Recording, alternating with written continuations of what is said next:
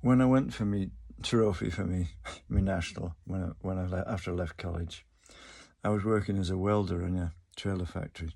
I won't say the name of the factory, but they were slightly notorious for the tri-axle trailers. That's 3 axles on a heavy goods vehicle trailer, for the rear axle locking under braking. And I'd seen what the problem was, because we were taught about that. Compensation systems on the axle. Is it weight? I can't remember the exact name, but it's a system of levers that evens the weight, the load on each axle. And I saw this yesterday on a caravan, possibly the same reason, twin axle caravan. And I told him at this factory, but the bloke I explained it to, I think he was I can't remember, he's a tradesman. Well, I'm not really a tradesman with an OND. That's the trouble, they can't get insurance from me at a garage because I'm not time served. So I don't know, but I explained it to this man I worked with. I think he was working as a welder. I don't know. I was a welder. I don't know what he did before that, but the system was, obviously, it's the front axle is rigidly mounted at the nose at the front end. So when under braking, it twists like that. That lifts a lever which goes like that. On a pivot, loading the center axle at the front, which makes it twist more, which lifts a lever. Now does it go? Can't quite visualize it. The front one goes like that. The lever goes like that.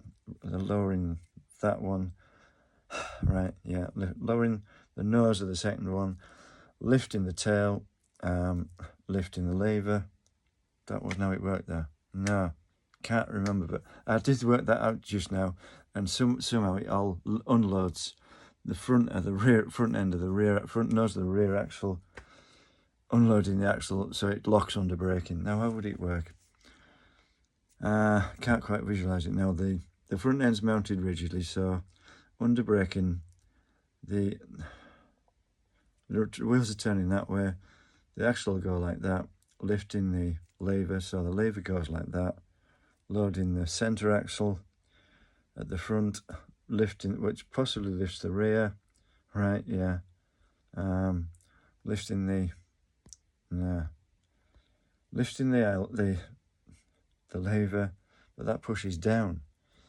I can't quite get that in my head at the moment, but yeah, it unloaded the nose of the rear axle in theory, but I can't visualize it now. But I've just had that visualized. But anyway, yeah, when you work it all out, it unloads the back axle, the nose of the back axle, and locks the rear wheels. But I can't think about it now. I can't get it to work. Do that in my head right now. And somebody I knew had a truck, a rigid-bodied truck.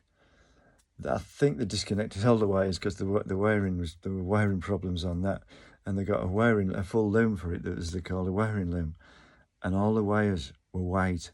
The insulation was white. There was no colour coding on it anywhere, and they had to wire that whole truck up with white colour coding, white wires.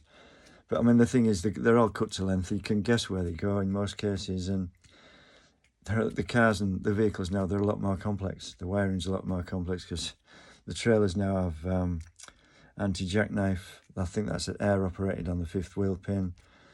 Anti-lock brakes, which would have sorted some of the problem with the caravan. But the trouble was, it was unloading the axle, so it would just take the brake force off that axle and put it on the front one, and then the front one would lock. But it would resolve, but not as fast.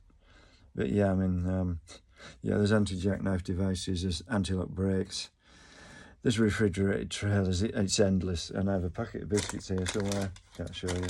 No, they've shattered because they must have come to the shop on a trailer without air suspension, because that's what one of the reasons you fit air suspension to an SUV trailer, so that it doesn't shake and vibrate as much and shatter biscuits and stuff like that.